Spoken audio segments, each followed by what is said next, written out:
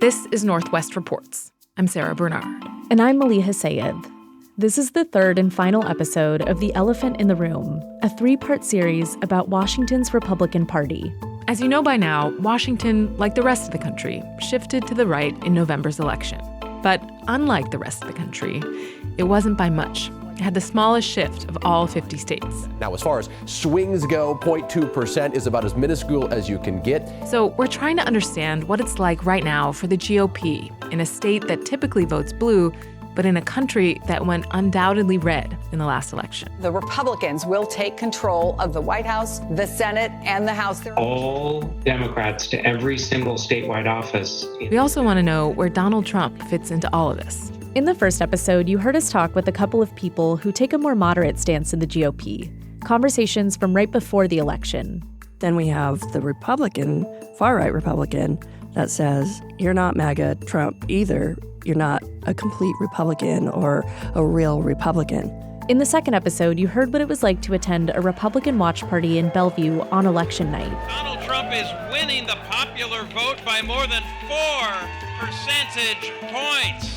In this episode, we'll share a couple post-election conversations we had with Republicans who seem confident, or at least pragmatic, about what lies ahead for Washington's GOP. But first, we check back in with Chris Vance, who you heard from in episode 1.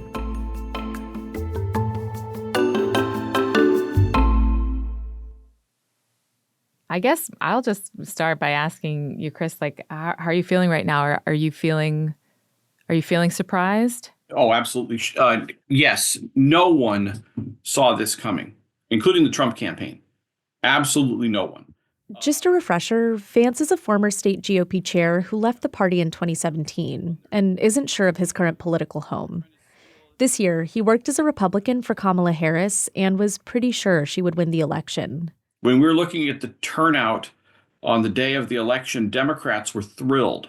And we thought we were on the way to, a big win. And no one saw this coming. Worst case scenario was Trump would barely win, something. No one saw this route coming. We were all wrong, completely wrong, about where people in this country, or the majority of the people in this country feel. It was horrifying. It's horrifying. But now if you ask how I feel now, I am pissed off and energized and ready to keep fighting. Vance says, for him, this means fighting for the party he once knew and identified with. He thinks Trump's approach to running the country, including his proposed tariffs and stance on Russia, don't align with traditionally conservative principles. So, that's in addition to his failings as a person, which are, by the way, irrelevant now. Trump the felon, Trump this, Trump that, doesn't matter. He's not going to be on the ballot ever again. What matters now are policies. And the things he's going to propose are not conservative. And you're going to see a lot of traditional conservatives oppose this, probably in an organized fashion. So when I say fight, that's how I mean. The Democrats are on their own. Okay. I spent the past year working with the Democrats. They've got their own problems, and they are tremendous. And that's their problem. I'm working to organize my tribe. One thing that maybe wouldn't surprise many folks is that the state of Washington went very Democratic in all of its statewide elections. I wonder, what impact does this election have on the Washington State Republican Party? They may not realize it, but it's a tragedy for them. If Trump had lost and there'd been a moment of self-reflection within the party about maybe we need to go a different direction, and if the national brand would change, they might maybe have some slim chance to becoming relevant again. But now the party is going to be even Trumpier. First of all, the base loves him, including Republicans here love him. And now he wears the mantle of victory. The guy's been elected president twice. You can't make an argument to Republicans that what they're doing isn't working. They won. But in Washington State, they lost. And it is striking all across the country. Even in Democratic states like California, New York, and New Jersey, all the arrows were pointing to the right. I mean, Trump lost those states, but he lost them by less. But over here in the Puget Sound, there's a scattering of little blue arrows pointing left. We are weird. And we're one of them. And we need to understand that. Democrats need to understand that they are radically out of step with the rest of the country. Their views are perfectly in line with voters in the Puget Sound, but they are radically out of step with the rest of the country. But again, I'll say it again, it's not my problem. It's not my problem. Democrats you're good luck. I'm going to try and work on bringing back a sane Republican Party. What do you see the next 4 years looking like for Washington Republicans? Well, look at the election we just had. It was really boring. It was really, really boring. All the incumbents got reelected. The Democrats held all their seats. The Republicans held the few they still have. That grip extending to the state legislature, where both the House and Senate added a Democrat each, clinching a 60% majority in both chambers. So the state is moving slightly even more Democratic.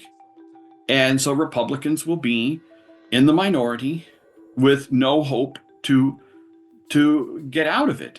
As long as the national brand is Trump and MAGA, they can revel and cheer for Trump's victories, and that's great, but they are not going to be able to do anything in terms of governing Washington state.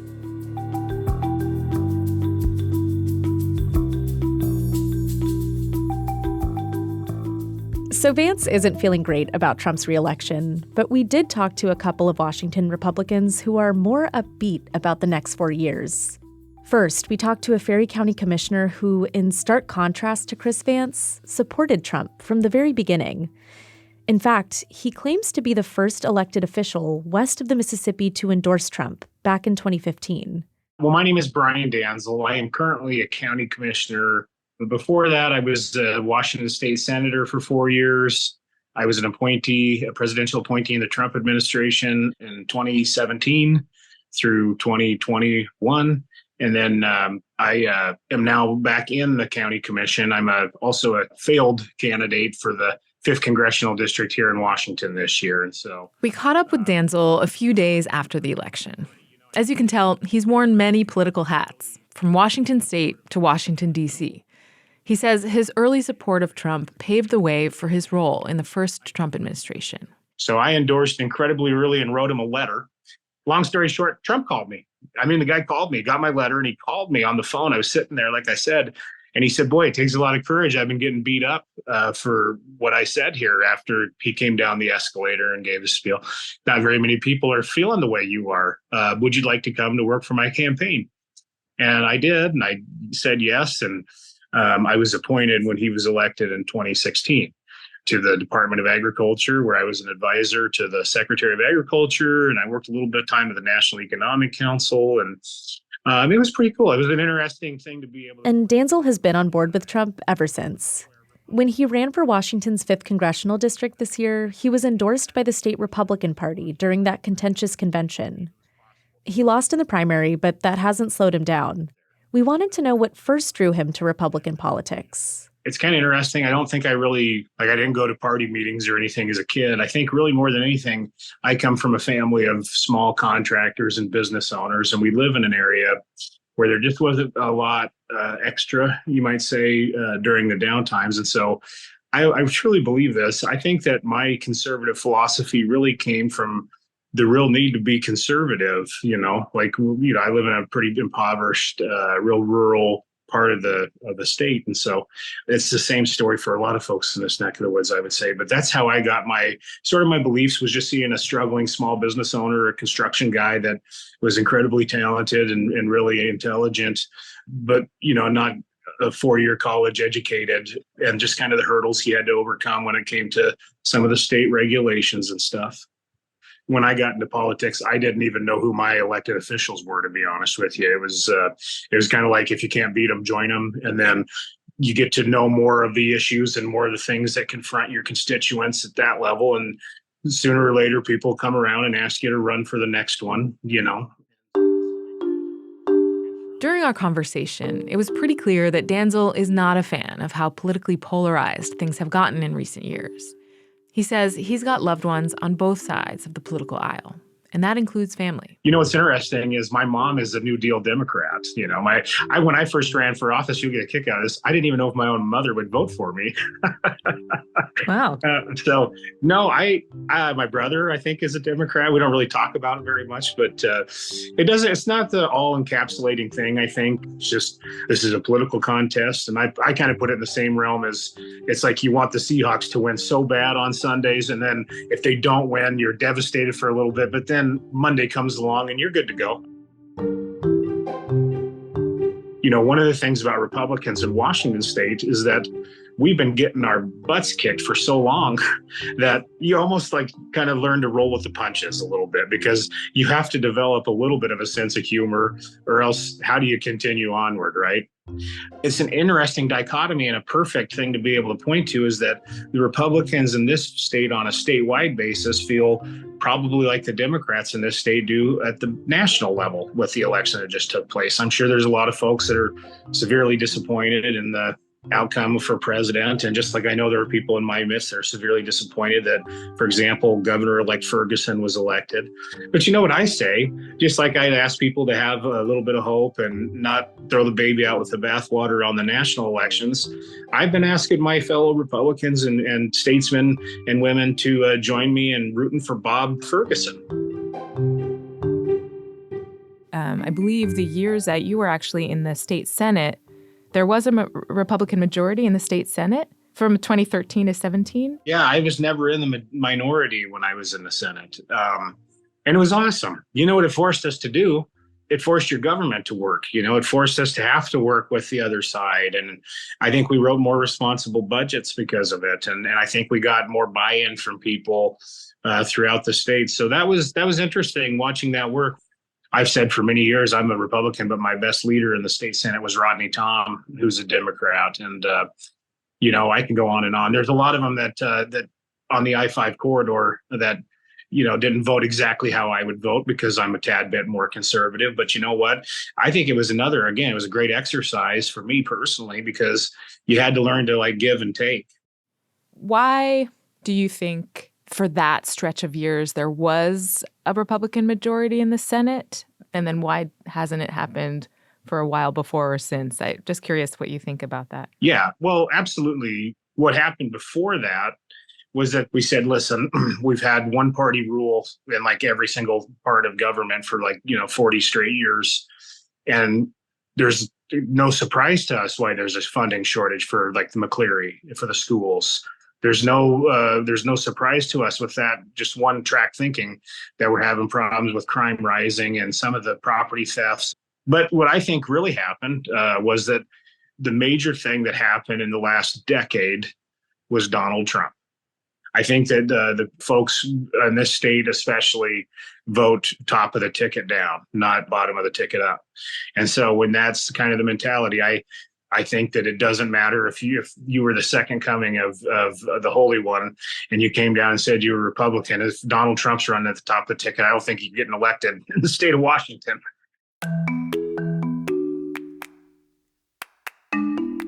In 2015, 2016, when you said that you started to, show up and support Trump, what was the temperature check among your Republican colleagues at the time in the Senate and the Republican Party? Did they also support Trump? No. No, they thought I was insane. First of all, they said, you are making a mistake. You're going to have egg on your face and you're going to make an endorsement you can't walk away from. He's got no chance. And I'm going to be dead honest, throughout the campaign, there were moments where I thought they might have been right.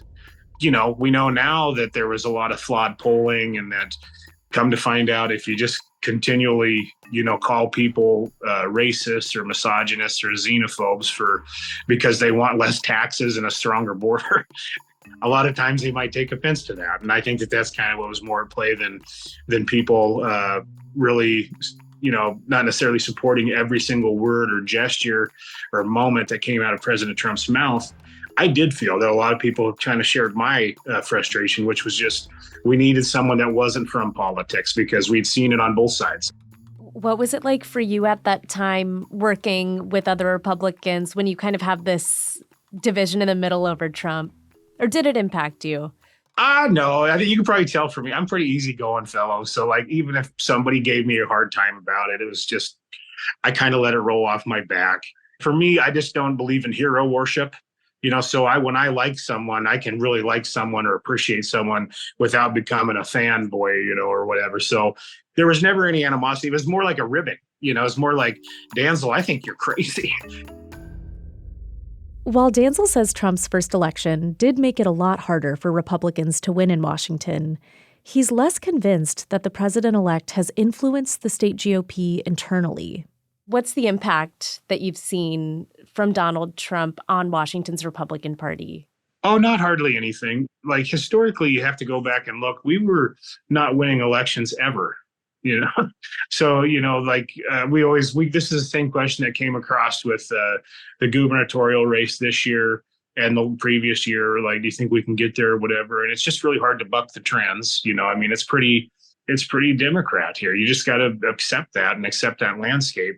So, no, I don't think that there was like this big fallout. And as a matter of fact, I've seen more attendance and more interest and enthusiasm in the Republican Party. I think it's been a huge help to the Republican Party. But you know what the problem is that it's also been a huge enthusiasm booster for the Democratic Party because they don't like Trump enough so much that anything they can do, right?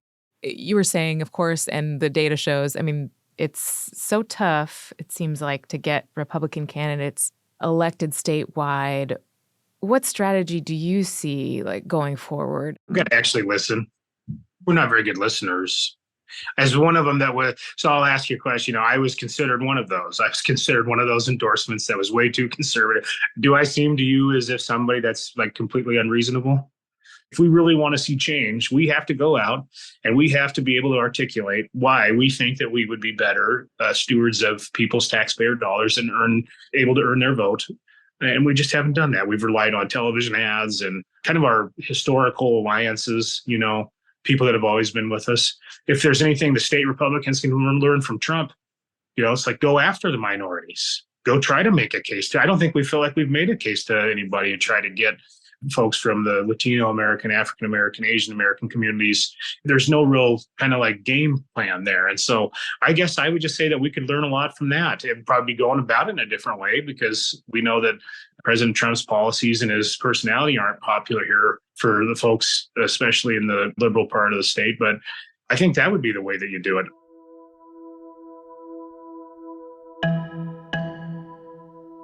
There are some concerns from at least one person who we spoke to that they said that Donald Trump being reelected signals death for the Republican Party. And so I'd just be interested if you could speak to those concerns. What does his reelection mean and what comes next for Washington Republicans? Oh, heavens, no. That's an overreaction. This is what I'm talking about. This is the kind of people that you wouldn't want in control of an airplane that was going down, would you? Because they just, it's the death of the Republic. I don't know. I've heard so many things like that. No, I suspect it'll have to get pretty bad the economy will have to get bad or just the crime will get so bad in the areas where they don't want any, police at all. And so when that happens, I think we'll have a chance at getting it back. In the meantime, no, I don't believe any one singular person causes people to die, the party to die or whatever. In fact, Danzel believes that despite all of the intense polarization around Trump and beyond, people have more in common than they realize. What I found in both all of my campaigns and serving in the capacities I have is that most people, whether they like to hear this or not, are so much more similar. They care about their kids and they want their kids to have jobs and they don't want those jobs to be far away. And they want health care and they want the ability for their kids to get a good education that's affordable and to try to keep our in-state tuition down. And they want safety. There's so many people that are willing to give up on us as a people and as a country and as a state. And it kind of gets me emotional in a way because we just got to find our way. We're a big family that's just got to come back together.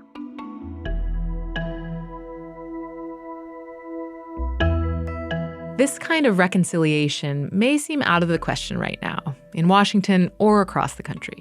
But there are other people in the state GOP who share a similar point of view. My name is John Braun. I am the state senator for the 20th Legislative District, which is in Southwest Washington, runs roughly from just south of Olympia to just north of Vancouver. So big rural district, very resource dependent. A lot of logging happens down here. Braun was first elected to the state Senate in 2012. In 2020, his GOP colleagues unanimously elected him Senate Minority Leader. While he's been called a staunch conservative by some colleagues, he's also gained a reputation for pragmatism. He's known for working effectively across the aisle with Democrats. Like Danzel, Braun says he doesn't take politics too personally. I don't make certainly don't pick my family, and I don't make my friends based on their political leanings. I like to think that we do that based on other more intrinsic values and so I have friends of all political persuasions. I represent a very conservative district here in Washington, so not surprising. There are more Republicans here than Democrats, so not surprising. I probably know more Republicans than Democrats, but I know lots of folks on every point in the political spectrum. They don't let me, into the caucus room in the Democratic caucus, but I'm guessing they have a lot of differences among themselves. I can tell you for sure in the Republican caucus room, there are many different opinions, and we work through those. And that's the kind of the human condition.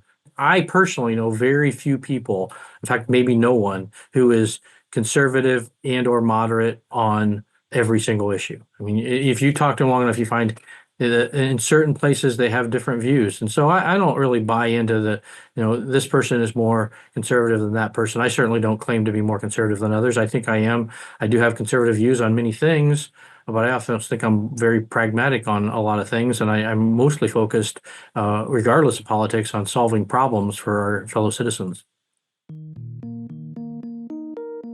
We also spoke with Braun after the election, so of course, we asked him about Donald Trump. The president-elect wasn't Braun's candidate of choice back in 2016, but the senator was impressed with Trump's first term in office. I think broadly, the policy that came out of first term was good for our country. Certainly, there were some more divisive issues that make it harder.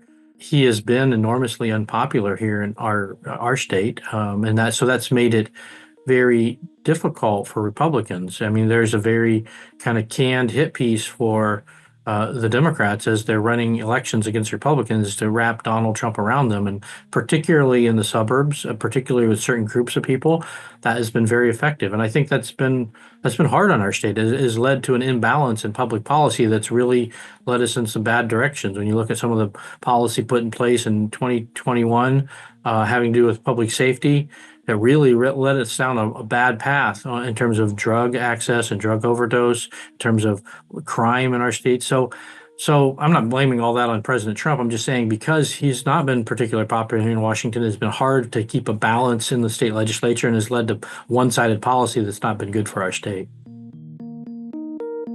Like Danzel, Braun argues that even though anti-Trump sentiment makes it tough to elect Republicans in Washington, Trump's impact on the state party itself has been less dramatic. In terms of his impact on the party, parties, and I say parties, both have challenges organizationally. They have both been drawn to the right and the left by their more vocal and active members. And I hesitate to use the word extreme because I think it's overused. We described anybody we disagree with as extreme, and maybe in some cases it's probably accurate, but in many cases it's just they disagree with us. We think they're wrong. That this was wrong doesn't mean they're extreme. It just means they come to the wrong conclusion in our view.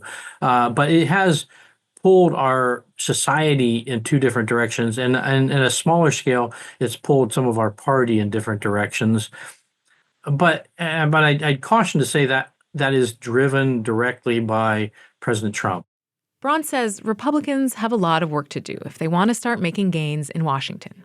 And he has a few ideas for how they can do that. We have to compete more effectively in the suburbs. And we have a lot of work to do there. Certainly, as I said earlier, President Trump has not been popular there, and that we're not unique. That's true in the suburbs around the country, and particularly with women in the suburbs. That's been very, very much a challenge. We have to rebuild trust with those voters and help them understand that they can rely on us to represent their concerns. And that's about picking candidates that match the district, that fit the district, that can be trusted.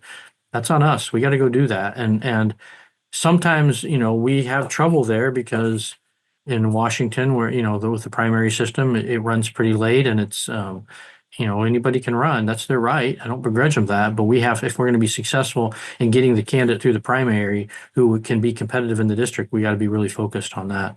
So we have work to do in the suburbs. If we're going to bring balance back to the state of Washington, we got work to do in the suburbs, rebuilding trust, finding the right candidate, and running really grassroots-based campaigns that people can connect with and understand and believe in. Despite how disruptive Trump has been for party politics in the state, Braun thinks he was right on the money when it came to the issues that he centered in his campaign, like immigration and public safety. Whether you like him or not, President Trump sort of dictated the terms of the election. We're talking about his issues. Now, he was successful. He convinced, the bulk of the folks in our country that he was better equipped, all the pros and cons, he was better equipped to actually go to deliver on those issues. Now the question is, can he deliver? Can he put together a serious administration that actually goes out and gets done the things that he talked about getting done, and in a way that brings us together as a nation, doesn't drive us apart? That is not an easy thing, but I believe that, as much as anything else out there, will drive what happens to Republicans in Washington and around the country in 2026. Does he actually go do what he said he's going to do? I mean, there's things he said he would do in 2016, and everybody's like, yeah, it's just politics, right? And he went and did them. So who knows? I'm going to be optimistic, because you got to be optimistic in this business.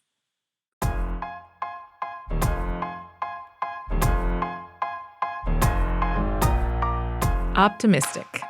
Depending on your politics, that may not be the word that comes to mind after this election.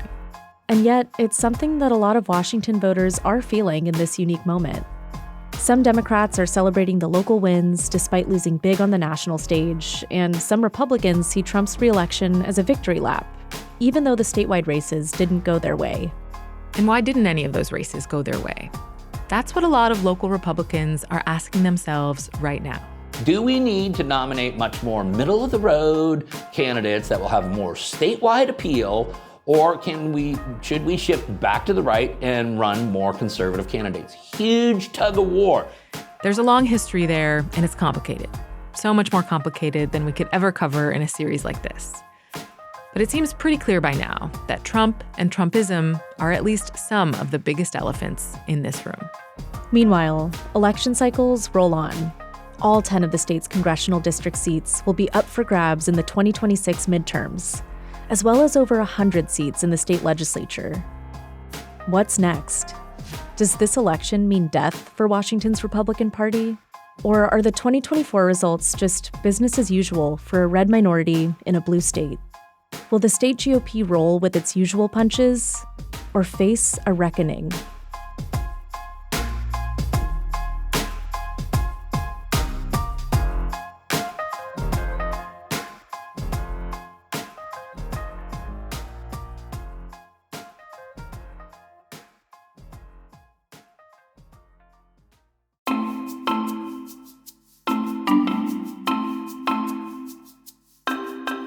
Thanks for listening to The Elephant in the Room by Northwest Reports.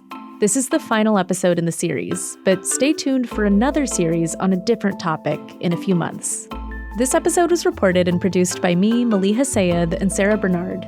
The story editor was Ryan Famuliner. Our executive producer is Sarah Menzies. You can subscribe to Northwest Reports wherever you listen. And whatever platform you're listening on, please review us. We'd love to know what you think of the show. Also, if you would like to support the work we do at Cascade PBS, whether it's our lineup of podcasts, the video docuseries we stream every week, or the in-depth reporting we deliver every day, go to cascadepbs.org/membership. In addition to supporting our journalism, members receive complete access to the on-demand programming of Cascade PBS. For the latest political, environmental, and culture news from the Pacific Northwest, visit cascadepbs.org. That's also where you'll find The Elephant in the Room. Northwest Reports is a product of Cascade PBS. I'm Maleeha Syed. We'll be back soon with another episode.